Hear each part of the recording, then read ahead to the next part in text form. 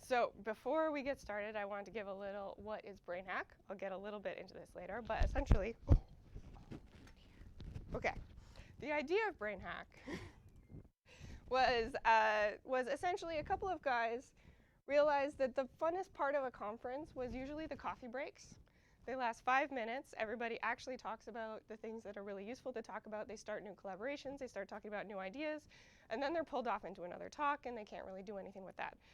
So a few guys in 2014 decided to actually create this unconference or hackathon feel around neuroscience, essentially to create a community around neuroscience where we would actually come together for a few days and actually work on problems together and start new collaborations. Okay, so this is part of BrainHack Global. BrainHack Global is actually, it really picked up steam really quickly. We're in our second year, but these are the stats from last year, and we're pretty much on par this year. There was actually over 1,000 participants across the world from 16 different countries in about 30 to 40 different places around the world over the course of about 4 days, all hacking at the same time. And we, of course, stream our talks and our tutorials to each other. I'll get into more about how we're going to do that after the break.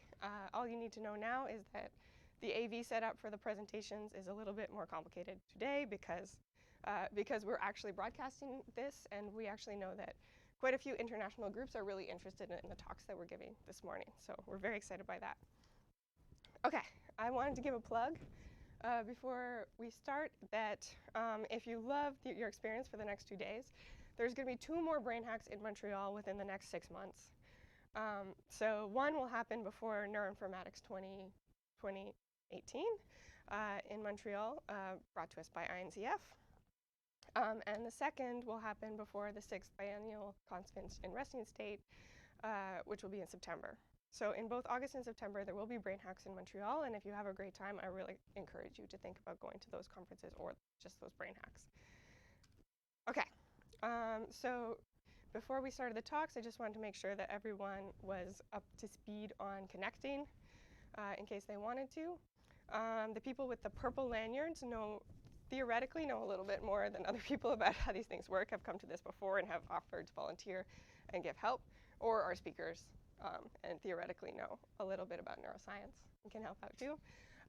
So feel free to come to them with questions that if you haven't noticed. So the side at this room is part of the U of T network, so you should be able to get onto the U of T network and EduRoam, but if that doesn't work, there is also this Wi-Fi network and password. I'll get into it later, but BrainHack does communicate through Slack, so there is a BrainHack Slack, and there's an invite link to it at the bottom of the BrainHack Toronto website. We have a Slack channel, BrainHack Toronto, and we're also very heavily using Twitter now, so brainhack.org. So definitely, please go ahead and use social media to promote the event, to speak to other sites, and to have a great time. And we also have live-streamed talks and tutorials. So this talk is being live-streamed right now. If you really don't want to be on TV, actually get into this corner of the room, although we won't actually be pointing the camera at the audience. We weren't planning to, so you probably don't have to worry about that. And we're going to be using the other room to live stream talks from other sites throughout the event. Okay, we're going to be having a social tomorrow night at Goodman Pub and Kitchen, and a hack night tonight through Neurotech TO to keep things going, and that's actually going to be at the Mozilla offices. It's going to be very cool. And I just wanted to thank everyone who came here in the morning and helped things to get together, especially Sean Hill, who's been co-founding, and Jen Richard and Kata Pontiac and Natalie Ford, who've all been speaking to caterers and getting things ready, as well as John Griffiths, Derek Vita, and Jenny Riek, Danny Morrison, and the SciNet group for all their support. And all these groups for supporting us either financially or just in general with space in all these ways. Okay, so without any further ado, I wanted to bring forward Sean Hill. I'll switch mics.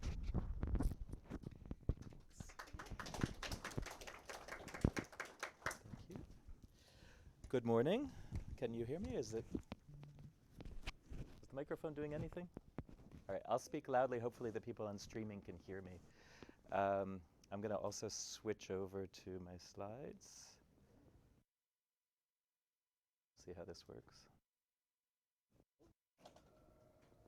No, wrong one.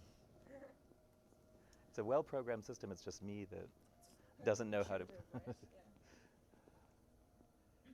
Oh yeah, now I really broke it. Yeah, now it takes a second.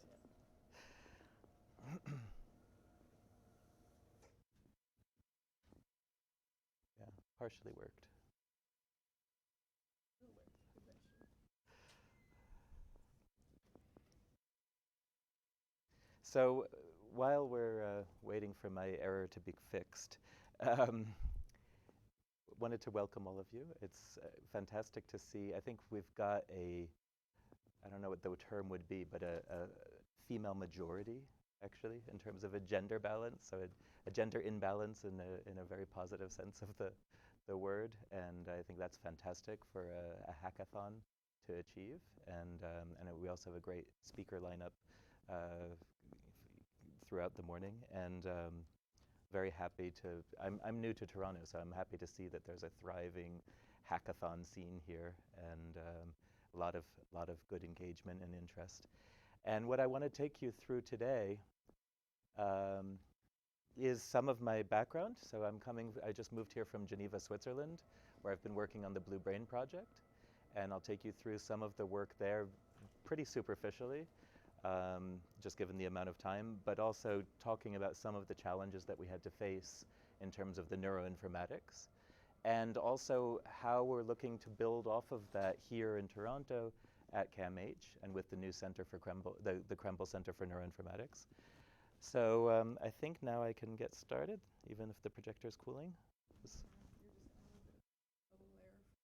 All right. Is the glare bothering anybody? Get started. So in neuroscience, I mean, we face a common challenge, which is we're measuring lots of different types of brains.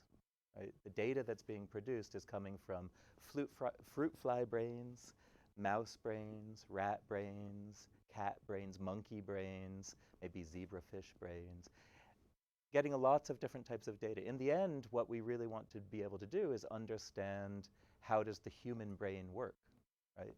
And how can we learn from these other species principles about how the brain works? And of course, the human brain we think is pretty spectacular. It's pretty special. It's at the root of who we are. It generates every experience we've ever had. It's what creates our reality. At the same time, if something goes wrong, and there are lots of things that can go wrong, we don't really understand right now any of those disorders. We don't know how to define them. We define them based on symptoms currently. We don't know the cellular mechanisms. We don't know the root causes for virtually all brain disorders. We don't know how to treat them. When we find treatments that do work, we often don't know how they work. And they don't work in about 50% of the population. So we've got some massive challenges to tackle the complexity of the brain and treating it when something goes wrong. And there is a lot of data. There's a lot of data being generated. There's more than ever being generated now across the world. In the large-scale brain initiatives, there's phenomenal data being generated. There's data being produced at all different scales of the brain, from the subcellular level to the cellular level to the tissue to the whole brain, to behavior in the clinic, and using lots of different experimental techniques. And that's part of the challenge, right? It's extremely heterogeneous data. So how do we start to sort that out, figure out which data can be combined, and how do we start to bridge those different levels of organization from the genome to the organism, the behavior, and to the clinical symptoms? So what unfortunately, I really don't have time to take you through kind of the depth of this topic, but in the Blue Brain project, we started with a challenge in 2005. We had a set of data that had been generated over 15 years, dissecting one particular brain circuit, the somatosensory hind limb cortex of a postnatal day 14 rat. So it's really specific, really tiny, 0.5 millimeter by 1 millimeter high, so tiny little piece. And so, but we did have a lot of data from about 20,000 experiments characterizing the cell types, their electrical responses. I don't know if I have a pointer or not. Can you see that? No. Characterizing the electrophysiological responses of the cells, characterizing the morphologies, the three-dimensional shapes of the cells, doing paired recordings between cells to look at the synaptic communication between them, pulling out the cytoplasm to look at gene expression products, really characterizing in depth the composition of this circuit, the volumetric boundaries, the different cell types, their connectivity, their electrical behavior, and so on. So once you have that data, the question was, what do you do with it? And this is a question I think we need to fundamentally address as a neuroscience community. How do we start to put together the pieces of the data? How do we make data live long enough that we can actually put the pieces together? How do we share the data in a way that others can reuse it and in order to put the pieces together? And this is a massive challenge. So what we had to deal with was, how can we use that data that was fairly well standardized coming from one lab and with a focus on using standardized protocols? How can we take that data, even though it's very sparse? So we know that even if you've got the best data set in the world characterizing this brain circuit, it's still remarkably sparse compared to characterizing the real system. So we had to figure out, how do we use the data to synthesize and to reconstruct in a digital model that brain circuit? And so we developed a data-driven modeling process that would take the data from the lab, would take additional data from the literature, and it would take existing models and feed them into a data-driven modeling process, run simulations on a supercomputer, and then allow us neuroscientists to do validation, to test hypotheses, but also to test how well does this model recreate other biological phenomena that we've already measured. And this is an endlessly iterating loop, right? This is the virtuous cycle of improving and refining a model. And this was the core approach to data integration, to integrating the available data into a form where we could evaluate how much does this data inform us about, for example, the network dynamics. So to do this, we had to build a lot of, and this is a little bit washed out, but we had to build a lot of software, a lot of custom software, open source software that's available on GitHub, and hardware. We also used a lot of existing software to basically manage the experimental data, build the models, run simulations, do the analysis, and support the visualization and analysis in an iterative loop with neuroscientists in the center. So it's really, how do you make the complexity of a huge simulation accessible to a neuroscientist in the same language that they need to be able to develop and test hypotheses. And we also had to deal with the neuroinformatics. How do you store the data in the data repositories? How do you extract features, organize the knowledge, and support data-driven modeling processes? And so the neuroinformatics infrastructure became a very, very fundamental part of what we were doing, because we started off with barely anything, and we knew we needed to solve this issue. But it took, I have to say honestly, it took 10 years of lots of trial and failure to get to where we got. So by the end now of 10 years, we came up with something that we really think is a comprehensive solution for how, for this application.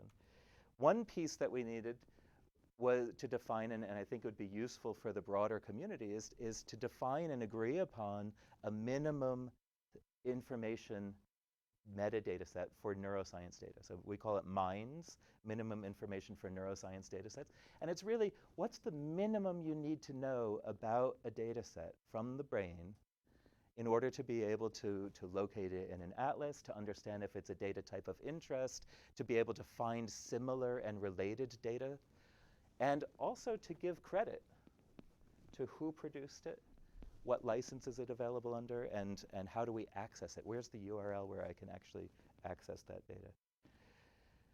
Another thing that we needed was a provenance-based knowledge graph. Now, what does that mean?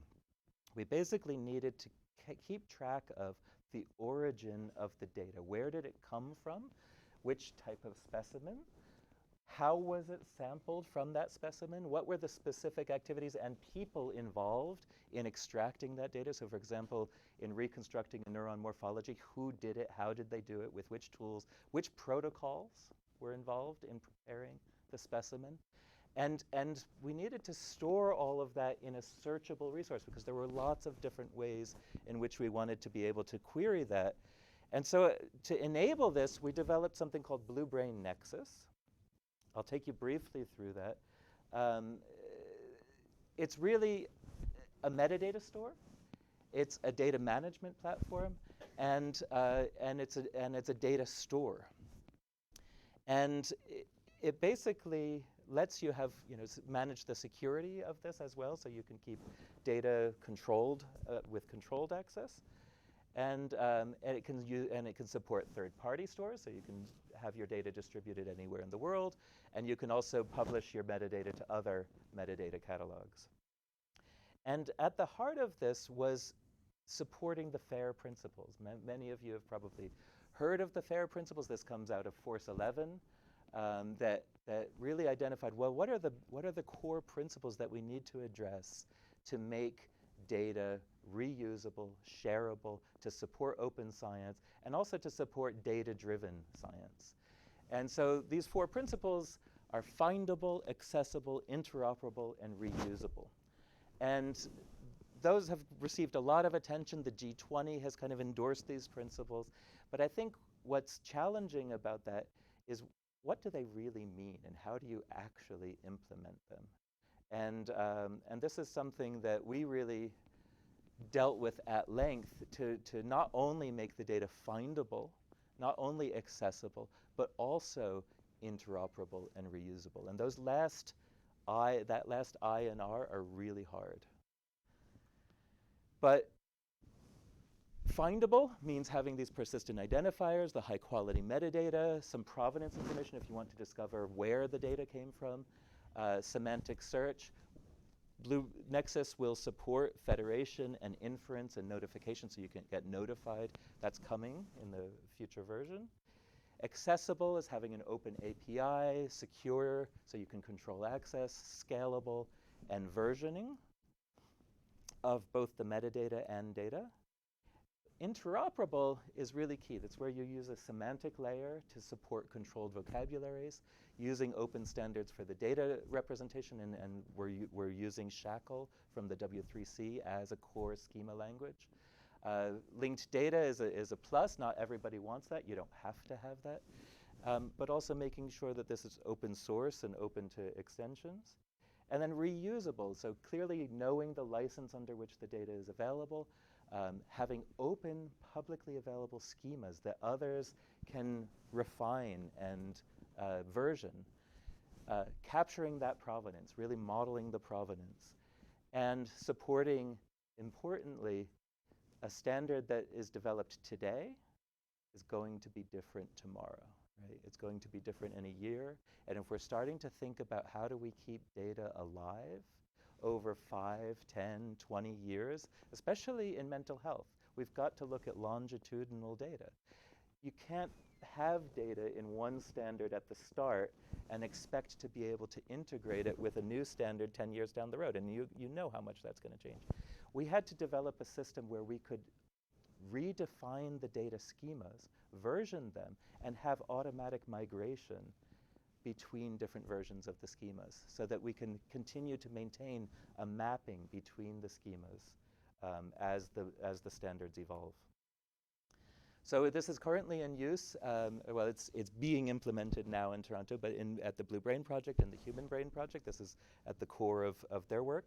And one of the activities around this is NeuroShapes. NeuroShapes is really a way of opening up to the community a process for developing schemas for storing and describing different types of data. It's up on GitHub. I'll just take you through a couple examples of what this means.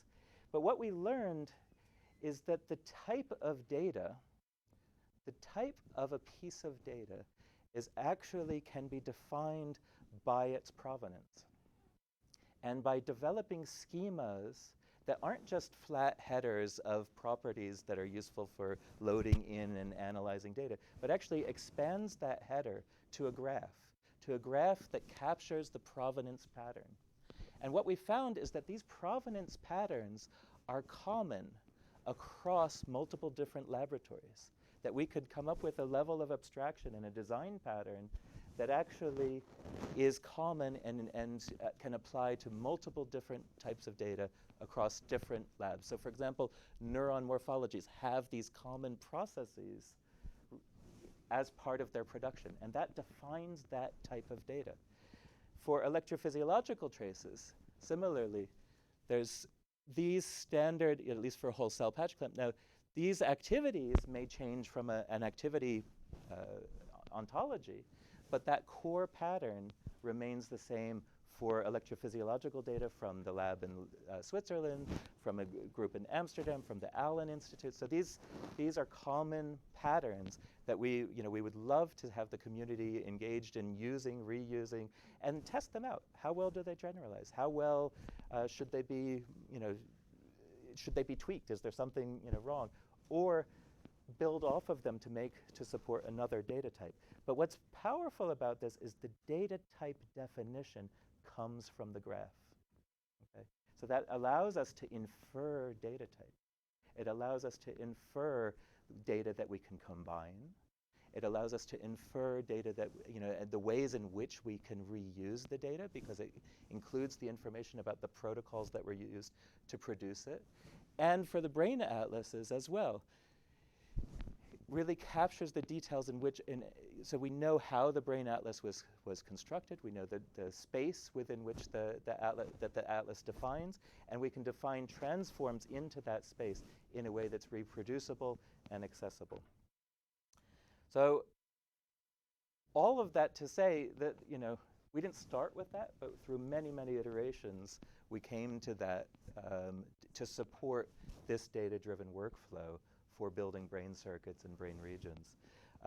Again, I don't have enough time to take you through this in depth, but basically the way that we approached building these digital reconstructions of brain circuits was to start with the building blocks, the cell types, identify the volume of the circuit, the minimal volume, place the building blocks into that circuit according to the statistics, derive the connectivity, assign the electrical properties, the synaptic properties, and then replicate that microcircuit to create brain slices and larger brain areas. I don't know how well you can see this. Can you see it? So there's three-dimensional reconstructed morphologies. These are some examples of them, several thousand that were reconstructed by hand in order to build this circuit. And then the way that we build the circuit is to actually place the three-dimensional morphologies within the volume according to the statistics measured from the biology. So we're actually building up a virtual circuit, 31,000 cells placed within this volume, which is basically 0.5 millimeter wide. And what that does is that creates the physical constraints for a real reconstructed circuit, right? Where the axon comes close to the dendrite determines where synapses can potentially form. Doesn't say synapses form at all those places, but it gives you the scaffold, the structural scaffold for constraining the connectivity. And we use that to actually identify some important principles about connectivity. For example, the input-output locations of synapses, the positioning of synapses, where they are on the axons and on the dendrites, is highly constrained by morphology. And we found that we could predict, just by the placement of the 3D morphologies within this volume, we could predict accurately those input-output locations. So the gray here is showing where the model matches the biological data. And so this was one fundamental principle that we learned.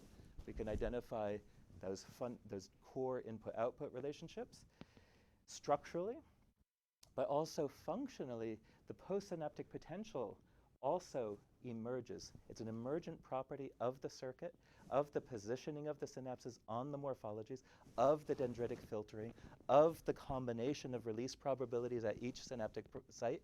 So in the end, these properties of the postsynaptic potential, the latency, the rise time, the amplitude, and the decay time constant, actually all emerge from the circuit as an aggregate of the different cell types involved. So this is another emergent property that we identified.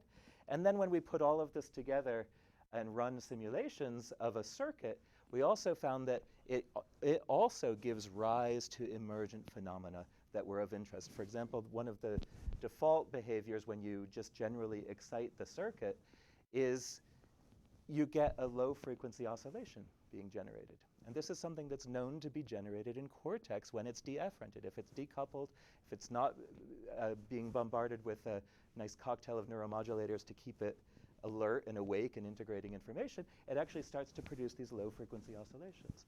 And we found that same property in the circuit. Then we could take that further and create a virtual slice to do in vitro experiments on and use that as a tool. But we could then, because we had the, turn up the volume a little bit. Because we had the locations of the ion channels on the three-dimensional morphology, since we're using the biophysical space as a constraint, we can actually calculate the extracellular potential from each individual neuron. And by aggregating all of that together, you can calculate the local field potential. And this gives you a way of bridging scales between cellular and synaptic level and the waveforms that you measure from a wire in the brain. So this is actually capturing then for a volume the local field potential. And it gives you a tool to reverse engineer what are the cellular and synaptic components of the waveforms that we're measuring in EEG, for example. Other experiments that we did was simulating thalamocortical input and triggering recurrent spread of activity. But we also learned how to move this circuit from an in vitro state to a more in vivo-like state, integrating data about the response of different synaptic pathways to extracellular calcium concentrations. And by basically simulating the change in extracellular calcium concentration from an in vivo to or from an in vitro to an in vivo state, it goes from 2 millimolar to 1.3 millimolar extracellular calcium, you get a change in the state of the network. Changes the properties of the circuit. So no longer is it producing these traveling waves, it's producing asynchronous activity. And we could map that out across a space. So we saw where we were first looking, we were looking at low frequency oscillations. And then when we shift the calcium concentration up, we're moving into an asynchronous regime. That changes fundamentally the properties of the circuit. We validated that in slice experiments, changing the calcium concentration. So this is the model, this is the slice. High calcium, we get these synchronous oscillations. Low calcium, we get the asynchronous behavior. It happens in the biology. And that gave us a tool then to characterize the change in computation that occurs in the circuit between a sleep-like state, where there's basically traveling waves, and a wakefulness-like state, where it's integrating information quite precisely and producing a very proportional response. So high calcium, low calcium. Of course, neuromodulators give you a whole nother level of complexity to this, but this is a tool then for exploring the generation of brain states in a data-driven way. So this is emergent properties of a circuit, really from a data-driven perspective, from the lower level underlying data. We're not optimizing to generate those network behaviors. Those are emerging from the integration of data. This is available in a publication recently. I want to emphasize a lot of people contributed to this. There's 82 co-authors on this, a large team effort. There's a portal available. There should be an update very soon if it hasn't been released already for the latest version of the circuit, but it lets you go in and interrogate and download models and download data. So that's available. We're working on integrating glia and vasculature. I always have a question on that. There is modeling work going on that. But just to, in the last few minutes, to kind of link this to what we're doing in Toronto. So I'm now at 250 College Street, starting this new center, the Krembil Center for Neuroinformatics. CAMH, as most of you know, it's Canada's largest mental health hospital. And the patient population is really about 30% substance use disorders, 30% schizophrenic and psychotic disorders, and 30% mood disorders, majority depression, for example. And the challenge is and of course there's also comorbidities and you know, a lot of different types. So 59% had more than one diagnosis at admission. The challenge is how do we start to use data from the clinic, from the basic sciences, from data that we can capture using the latest technologies, from brain imaging and EEG, but also wearables and portable devices, to inform models, either AI models, machine learning models that can help us classify mental illness based on underlying data rather than symptoms, biological data, or to build biophysical models that can help us bridge across the scales to understand the relationships between the cellular and synaptic level and the gene expression level and the behavior. And to do this in a way that really benefits and optimizes patient care. Right? How do we do this in a way that is really focused on improving care as well as answering these important research questions? So one piece of this is the CAMH neuroinformatics platform. I think David Rotenberg is here somewhere or around. But he really led the deployment of and development of this platform based on the Ontario Brain Institute Brain Code. And this is really a lot of fundamental principles of data governance were built into this platform. And it's really well thought through at that level. And then it lets you integrate imaging, molecular, clinical data. We'll be integrating Nexus. We'll be integrating a number of additional tools. And already some new additions have been putting in MATLAB, RStudio, Jupyter notebooks, and backing that up with compute clusters that can really do large-scale analytics to support that. So this is the starting point.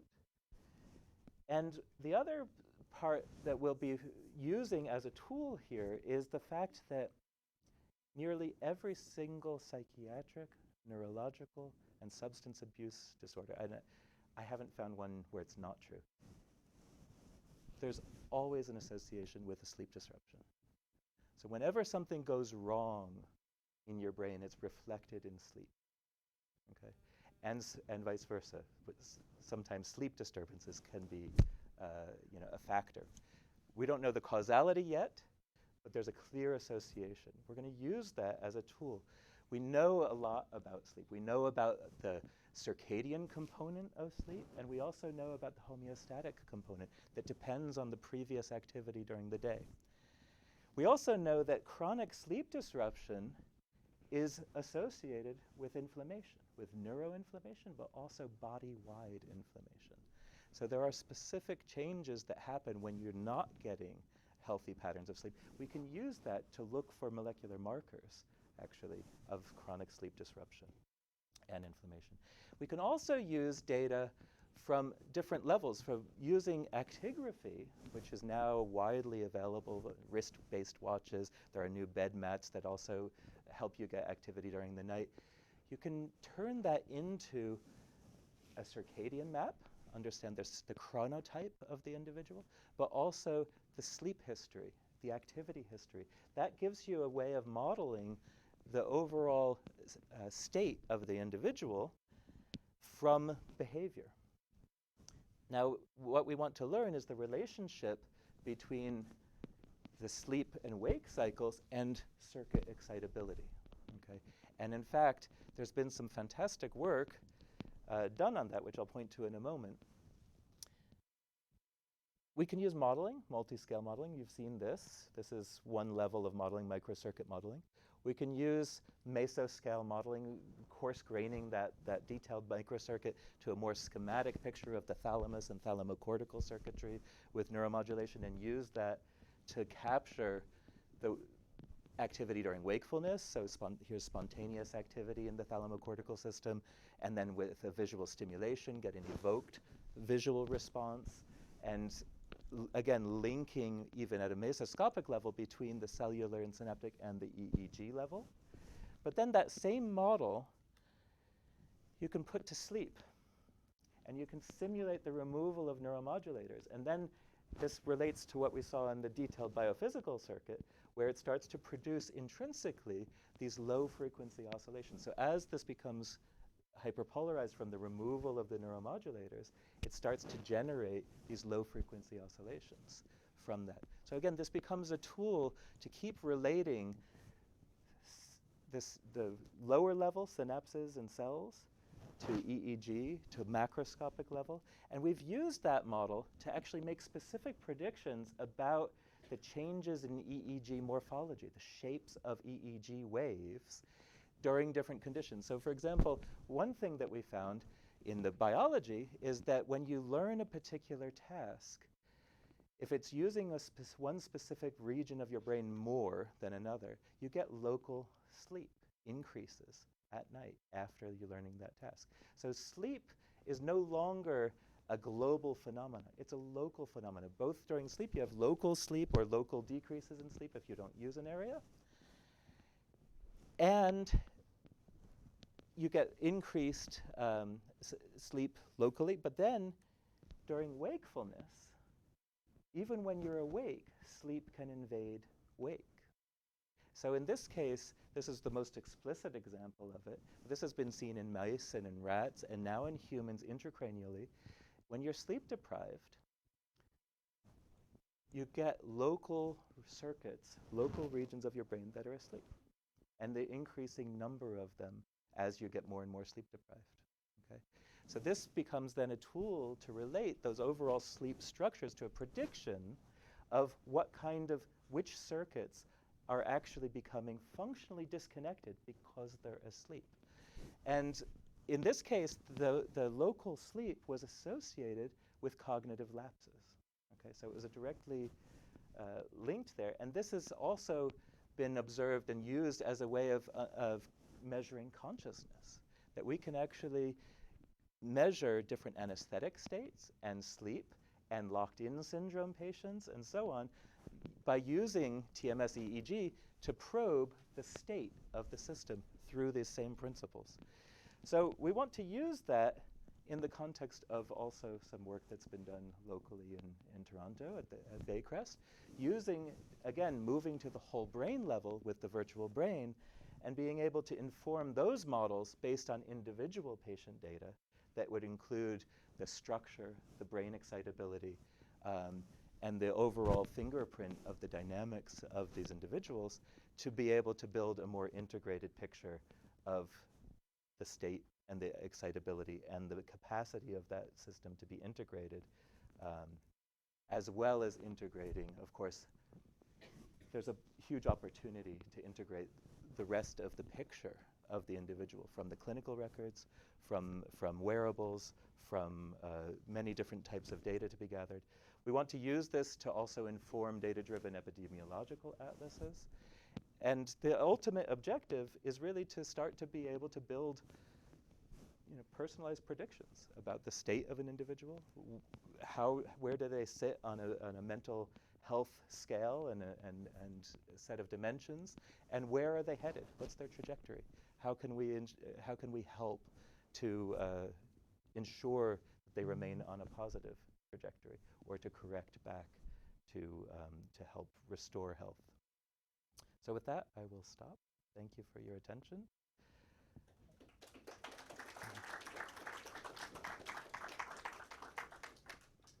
Is there time for questions? Definitely. We definitely have time while, I don't know if you want to. Yeah, and you might also have some questions from some Oh, good. from So- So Okay. if you want to do that, we'll have Okay, to switch yeah. it if they ask anything. If they have something. Do you have questions? Let's see. Questions within this room?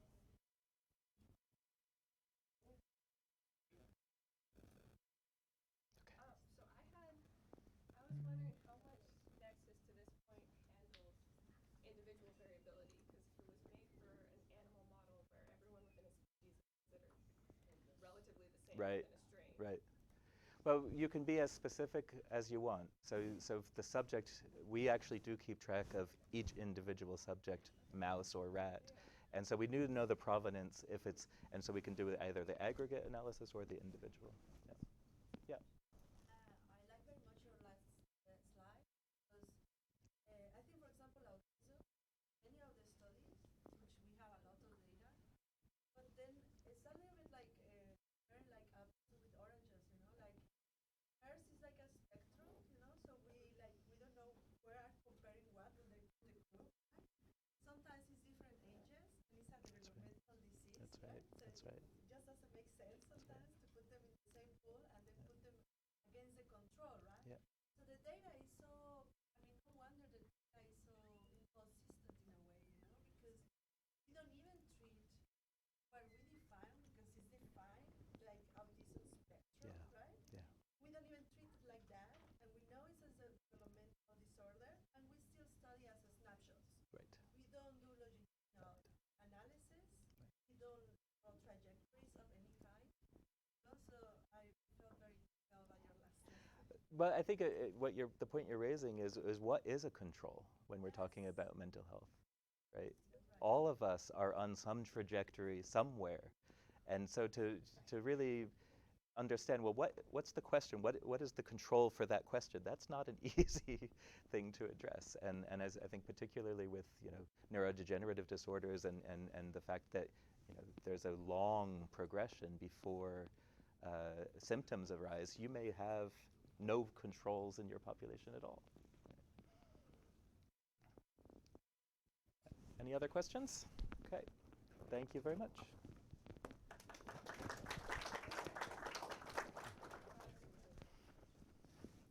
Oh, you need my mic.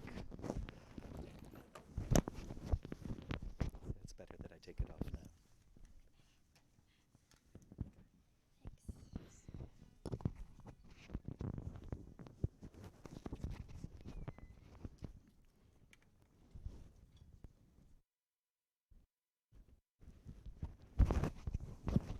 Is my mic working?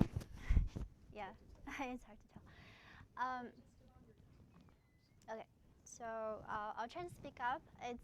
That was a really impressive talk, and it's difficult to go after you, Sean. I hope people don't fall asleep, but I was actually very intrigued by the sleep studies that you showed, and I recently came across a theory that has to do with the plumbing in the brain, how during sleep is when most of the cleansing of the neurotoxins from the perivascular space happens through the cerebrospinal fluid, at least in aging. So yes, very exciting to know that. Okay, so I'm from Baycrest, and for the past several years, my lab has been focused on studying the physiological side of neuroimaging, and so the title of this talk is "What Does Resting State fMRI Tell You?" And first, a show of hands, though, who is aware of resting state fMRI or is working with it? Okay, wow, majority, almost everybody raised their hands, so which is good. I hope you realize this is not. I'm not trying to actually answer that question. This is sort of a rhetorical question, and there are actually lots of open questions that we need to address, and we're doing that now in my lab. Okay, so this is sort of a very familiar figure for those who work on this topic, and resting state fMRI started out as the observation that these seemingly random oscillations in the fMRI signal that you observe in a completely resting brain, I say resting, can actually display highly spatialized synchronicity. So this is just done using the blood oxygen levels dependent signal, which we call BOLD. And on the top left, you see an example of high connectivity, so high correlation actually between the left and right motor cortices, which is the contrary to the one on the bottom left figure, which is as shown by the lower correlation coefficient of 0.06. This is considered not so connected, so low synchronicity between two regions that are distal, so motor and visual cortices. So based on this very simple observation, a humongous field has emerged, and there have been amazing, really great strides taken in the field of neuroscience based on this technique. And to just give you, or remind those of you, a few examples of the most robustly observed resting state fMRI networks that people have reported. For example, the primary sensory ones, motor and visual networks, as well as the default mode network, which we're still coming to terms with, and the dorsal attention network, for example. And needless to say, I think I'm not exaggerating when I say that nowadays resting state fMRI has become a favorite in big data neuroimaging studies. And these are just to name a few, just to give you the idea of the sample size and the amount of resources that have been poured into these studies that use resting state fMRI to investigate the healthy and diseased brains. So these are really worldwide studies. Andre is based in Ontario, but the majority of the others are really quite global. So how are resting state fMRI data used? Many of you may be able to tell that better than I can. The most basic ones, first of all, connectivity maps, as I showed before. So connectivity metrics. The simplest way is to use a seed-based approach, whereby you look at the correlation coefficient between linking the seed to another given region. So this was the first method used in resting state fMRI connectivity mapping. And since there's also the emergence of more data-driven approaches, like independent component analysis, to name one, this is nowadays a mainstream technique as well.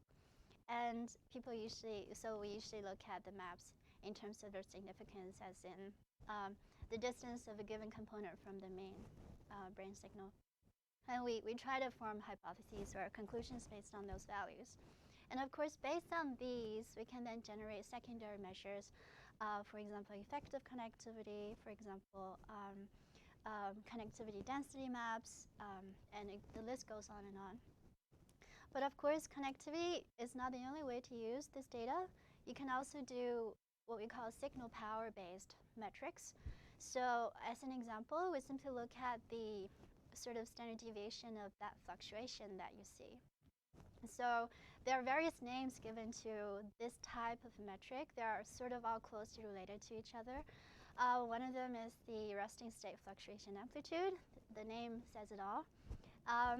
And then if you were to do this in the frequency domain, which gives you something that's really pretty much the same thing, is the amplitude of low frequency fluctuation. So it's just very similar metrics, but they go by different names. And just to clarify that, they are actually supposed to be highly correlated. And lastly, the idea of bold signal variability, which was proposed by Shara Grady's lab at Baycrest, has been associated with cognitive changes in aging. So this is something that has survived sort of corrections for vascular effects, and this is something that's very interesting to look at. So irrespective of which method you use, we really have to go back and look at sort of the physical nature of the fMRI signal. And this really, this question really dawned on me when I started working on aging. I was looking at the conclusions made by different groups in regards to how functional connectivity in resting state changes in aging. And in this one study from Harvard, it was an increase, sort of a decrease as people get older. These are healthy controls, and the orange regions represent where default mode connectivity is higher amongst younger people. But we've also seen sort of mixed effects. So in this case, both an increase and a decrease in aging has been found by a group at Yale. So it sort of begs the question, what is going on And is there something that we're not quite getting? And to do that, I really have to go back to my own training and look at the physiological origins of the fMRI signal. So we have become so comfortable assuming that the fMRI signal represents neuroactivity. So fMRI represents the F. But is this really true? So this is how that we have to bear in mind. This is how the fMRI signal first came to be. Is that if we assume on the left side is the actual neuroactivity, this I consider the ground truth that we can measure. But of course, we cannot do that easily in vivo in large groups of people. So what we rely on is the one on the far right, which is the bold fMRI signal. But what happens in between? So this actual neuroactivity goes through something called a vascular modulation. So this is because the bold signal is essentially dependent on blood. So it's in the name. B stands for blood, right? So the vascular modulation changes this activity into something else. And on top of this modulation, we then add noise from different sources. There are various types of noise. And in the end, you get what you measure using fMRI. So you can imagine that if two individuals had exactly the same neuroactivity patterns, hypothetically, but they had different vascular modulations, then you end up measuring different bold signals from them. So this is just the origin of how the bold signal can start to diverge between two individuals with the exact same brain function. Right. So this is actually sort of discussed a bit in the literature, but it's really started to become a focus in resting state fMRI very recently, and there isn't a lot of work addressing this as of yet. So I mentioned noise and different sources of noise. I figured I would just give you a sense of just how many different sources of noise there can be. And after this, you may never want to do resting state fMRI again. I hope that's not the case. But it is very important to be aware of your enemy. Maybe they're not a real enemy. Maybe they are your friend. So we classify noise into sort of, at least in my group, we classify noise into these different categories. So thermal noise is just based on the electronics that we use in the MRI. So nothing can get away from that. It's part of nature, and it's not a real problem because it is relatively random. So we don't have to be concerned when we're looking at these very low frequency synchronicity events that we look at in resting state fMRI. But there is a large chunk of physiological noise, which you may or may not be aware of. So the two main sources are respiration and heartbeat, and these are going on. These are systemic effects. So what happens in the body directly affects what we measure in the brain. These effects may induce changes in the bold signal that may or may not be related to neuroactivity. So for respiration, when we look at our breathing, typically about 0.2 to 0.3 hertz. So this is just what you can sense, but underlying that, how does this really affect the bold signal? So on the one hand, breathing does affect cardiac output. You can change cardiac output through breathing maneuvers. So this has been known in medicine for a long time. And at the same time, chest movements, that when you're breathing in and breathe out, these movements do affect the magnetic field. And thereby, they are not true bold effects. They're just effects that you pick up. And thirdly, so naturally there will be locked-in effects of carbon dioxide. So intravascular carbon dioxide that drive the vasculature. So the vasculature is like a balloon that's going up and down based on how much CO2 there is in your bloodstream, which is again tied to the breathing. And then finally, because of the relationship between respiration and cardiac output, the blood flow into the brain is also affected by this breathing pattern. Now, heartbeat, I don't need to say too much. This is a much higher frequency effect. This is about 1 hertz. and it could not only induce blood flow fluctuations into the brain, it could also induce motion. So we know that when you look at a intrasurgical brain, it actually pulsates, and the pulsation is actually related to the arterial pulsation. So those have been proven to be closely related. And what did I want to say? Yes, so the motion of the brain, this is separate from the motion that a subject would produce when they're just twitching, for example. This is something different, but different individuals have different patterns of motion as well that correspond to breathing. And finally, motion, as I define it, is not related to these two effects. It's just, there could be random head motion, and this is really hard to predict.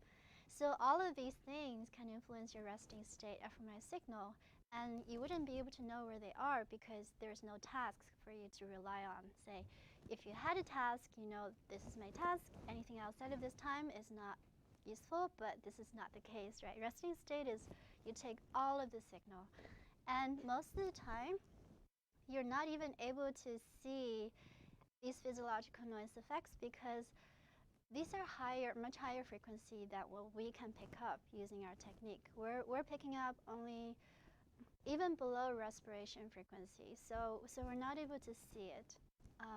If you want an analogy, is when you look at the car's wheels moving in a movie, sometimes starts to move backwards, or sometimes starts to be stationary. That's because the sampling of the video camera is too slow. This is what we're experiencing with the majority of resting state fMRI signals, is that the sampling is too slow, so we cannot see these effects. Okay. Now, apart from the things that I mentioned, there are also lower frequency effects. So the high frequency effects I mentioned already. Now below are the lower frequency effects, things like the fact that respiratory volume, how much you inhale and exhale, that volume changes slightly over time at a very low frequency, about 0.03 hertz. There's also that same change in the pulse rate that if you would monitor over a 10-minute period, we'll see that there is about sort of a 100-second cycle through which your pulse rate kind of varies. And on top of it, there's sort of the low frequency CO2 fluctuations, which is related to what I introduced to you before. And we have been kind of struggling with these effects for a bit of time. And we know that their impact on brain function measurements is still not very well understood. And I don't know how this will propagate into large data studies, but it is important that we're aware of them. Okay, so so for a while, we've been trying to quantify some of these effects that I think are not very well understood. And our approach is to compute response functions for each of them. So we can do one for respiration, one for cardiac pulsation, and one for CO2. This is actually work done by my former postdoc, which is now, who is now in this audience. Ali is sitting right there. So I'll be talking a lot about this. A lot of the work that I'm going to show today was actually related to his work in my lab. And he's probably one of the few experts in the city actually about these things. So by doing this sort of multivariable deconvolution approach, we can estimate just how much each of these physiological effects contributes to our data. So if we measure we monitor the heart rate, we monitor respiration and CO2, we can sort of tease out the effects they have on the resting state fMRI signals. This is published in Neuroimage a few years ago. And we map this out. So on top is the CO2 effect. We map the amplitude and the time delay in the effects. And you can see this really varies by brain region. And some of these regions actually look like they could belong to a network. So when things like that happen, you really have to be very careful in interpreting your data. And the same thing for heart rate variability, and likewise for respiratory volume variability. So these effects combined can account for up to 20% of the resting state fMRI signal. So that to me is quite a large amount, but you might say 20%, we still have 80% useful signals, so is that really a concern? I'll come back to that in a bit, so I'll just leave it hanging for a little bit. Not all that glitters is gold. So this is a cliche. I've heard this before. I didn't come up with this, but I just want to stress that this is very much the reality for those who work in big data. So us physicists, we may not be useful for a lot of the things, but in a sense, when the data set becomes larger, I feel like the implications could be more significant. So we all know that we assume changes in neural activity go through some vascular modulation, namely changes in blood flow, CBF, resulting interchange in the both signal. So this is true for task. This is true for resting state. As far as I know, this is true in both cases. However, there are other effects that can also result in changes in the both signal without involving changes in neural activity. For an example, change in cerebrovascular reactivity, as we found, does directly influence the both signal. So someone with a higher CVR will have a higher both signal response, even though their neural activity is not higher than the next person's. And on top of this, as I already mentioned, we have these systemic physiological effects. And on top of that, maybe this is the good reason not to know too much, because then you start to ask questions about the meanings of these. The both signal is also modulated by baseline physiology. So basically, mostly by the plumbing into the brain. So resting CBF, so resting blood flow, resting CVR, and resting blood oxygen all have an effect on how much both signal you see, and hence on how much functional connectivity you can see. And I can show that in aging, resting CBF and CVR both change. So this is based on a group of more than 200 subjects published in Cerebral Cortex a few years ago, showing that there's a steady decline in resting blood flow and resting CVR, so vascular reactivity. And these may very well not be related to neural activity. And again, blood oxygen also declines in aging, so everything tends to go down in aging, sorry to say. And these are directly reflected in, so in terms of the power, the signal power that we saw before, so these will directly drive changes in signal power over the lifespan. So when we're measuring both signal power or both signal variability in resting state, what we're doing is simply looking at some variation of the standard deviation of the signal.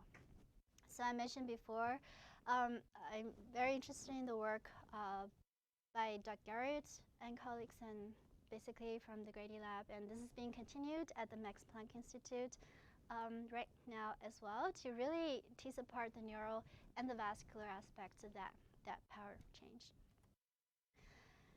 And so on the one hand, there's the cognitive assessments that support a neuronal component of this resting state signal, but there's also this vascular aspect that supports this being just used as a vascular surrogate. And so they're both theories out there, but we know now that it's really never just one or the other. It's always a mixture. So I mentioned before, so these confounds, they account for up to 20% of the signal. So how does that relate to actual functional connectivity, which I imagine most of you are using? The problem is the signal to noise, or the signal, so signal to noise ratio, which we call SNR. SNR is not linearly related to functional connectivity. Just because you have 20% noise, so your SNR, say, is 5, 1 over 0.2 is 5, does not mean that only 20% of your connectivity is noise related. The problem is physiological noise can be strongly and highly and robustly correlated, as Ellie knows very well, and sometimes more so than correlations stemming from neuroactivity. So I'm going to provide two scenarios in this talk. The top one is when there's thermal noise dominating over physiological noise, so in which case we say the R sub n, so the R attributable to noise is low. And the contrary is when the R sub n is high, which means physiological noise dominates and it is highly structured and highly correlated. So there are two different scenarios that I want to address. And we've kind of explored these effects in some of our work in the recent past. So we did find in one of these papers that when we measure quantitatively CVR, so vascular reactivity, we do see that there's a positive and significant relationship between functional connectivity and CVR. So this is amongst healthy young adults. This is not even considering aging. And even with this narrow range, we do see a significant effect. So this is also reproduced in different networks, so both motor and the control networks. So coming back to the relationship between signal to noise and functional connectivity ratio. So I mentioned before, if thermal noise dominates, we're in this green regime here. So this is good. This is what we want. So as the signal comes up, so too does connectivity. But unfortunately, if physiological noise dominates, we may well be in this blue regime, in which we can really not say that a higher connectivity value means more neuroconnectivity. We can no longer say that. And when we looked at this in our experimental data, so we looked at a group of about 16 subjects, healthy young controls. We measured the blood flow, we measured CVR, and we measured connectivity. What we found is it basically can be summarized by this figure. So basically, the same color applies. And so when we have, so this is a good one, the blue regime, your connectivity value can still go up and down. So this is still very much driven by how much physiological noise contribution there is.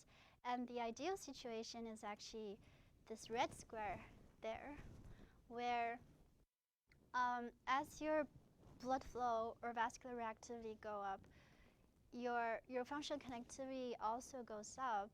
And this is not just because these are vascular sort of plumbing effects on the blood signal. That's an actual neuro effect. We can actually trust it as a more likely to be a neuronal effect.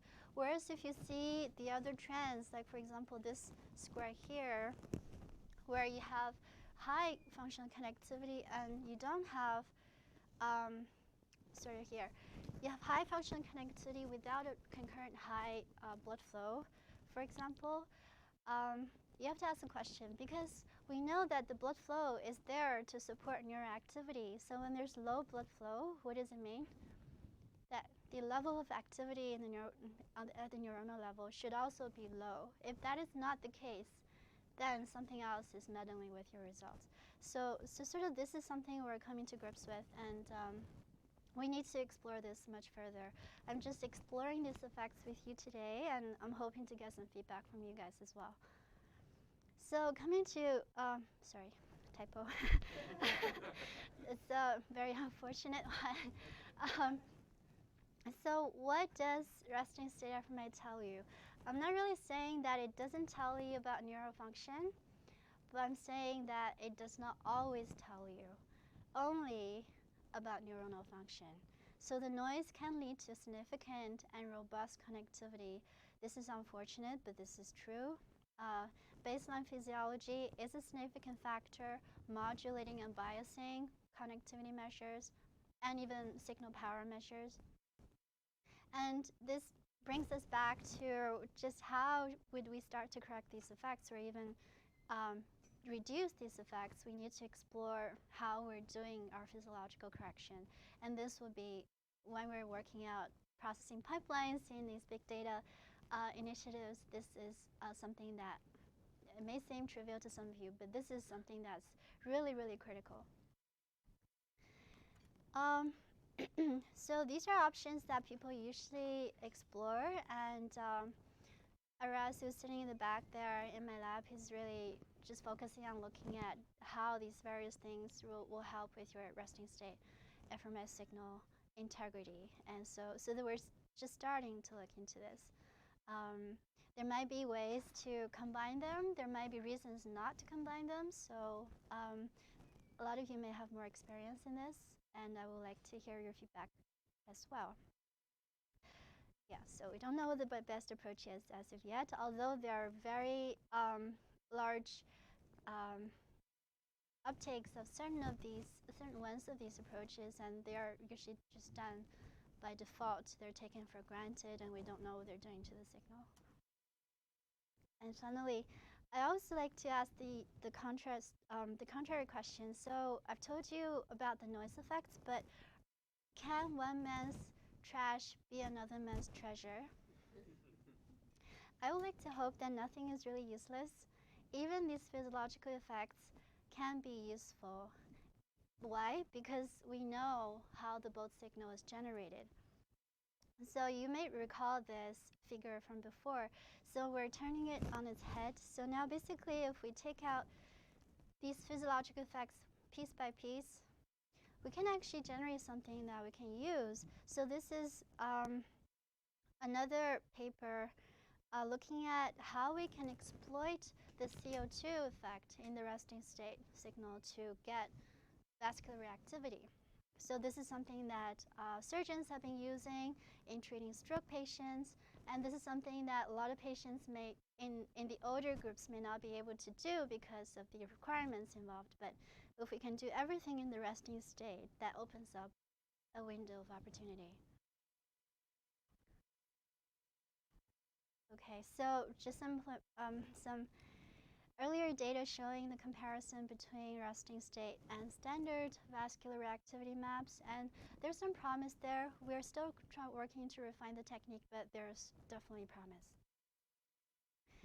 So finally, coming back to this question, I firmly believe that resting state fMRI data can be a wonderful thing.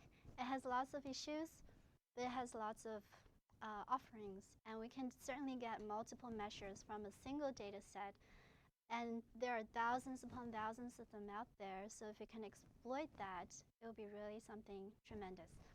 The physiological effects may in fact be an asset for studying brain physiology. So these brain physiological effects, especially in aging and disease, they can sometimes work against your measurements, but sometimes they can work to enhance the disease or aging effects that you're trying to see. And of course, strictly speaking, I also advocate for the inclusion of multiple physiological measurements.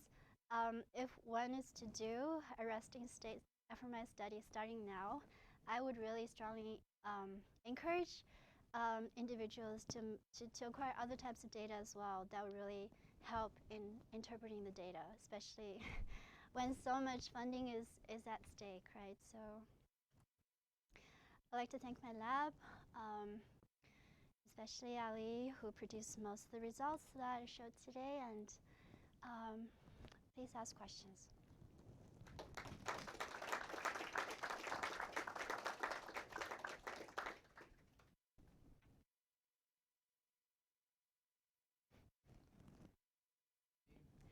Yes, Colin.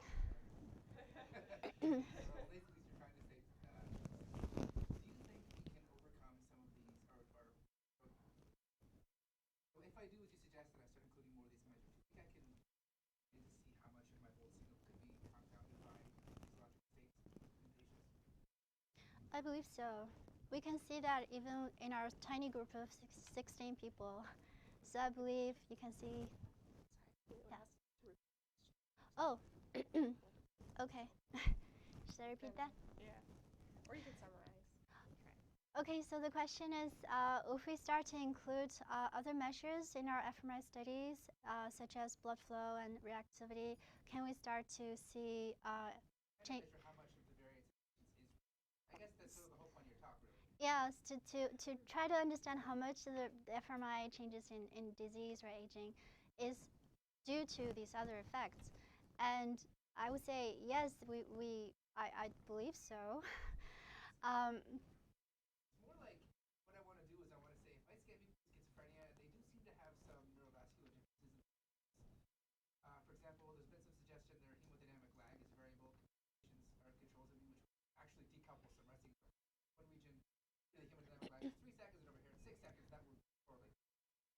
And so, I guess really to me is a more can I find a way to use measures like this to account for it and maybe correct for this? That's the goal. It's non-trivial. As if anything, before I did this, I thought we could work out some sort of correction factor, but I don't think that there's a way, as of yet, to easily correct this effect.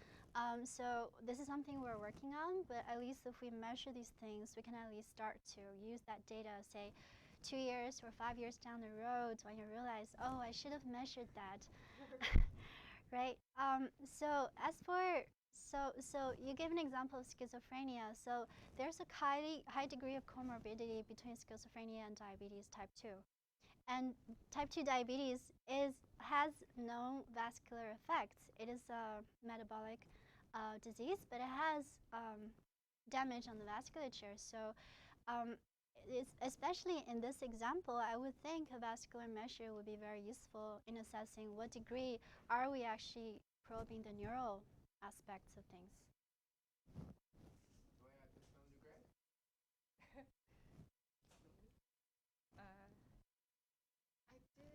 So maybe my question is a little bit off, but Okay.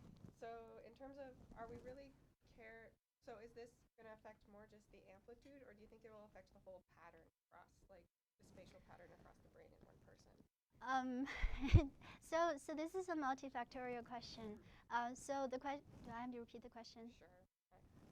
So, Or I might be close enough to your mic that okay, so I'll repeat it anyway. So the question was, if we have these effects in our data, would that just affect the amplitude of the fMRI signal or the pattern of connectivity, you say? So to me, it seems that the pattern really depends on what method you use to quantify connectivity. And some methods are less sensitive to these to these phase asynchronies, as I call them. Where connectivity based on correlation coefficients is very sensitive to that, whereas some other things like phase locking may not be as sensitive.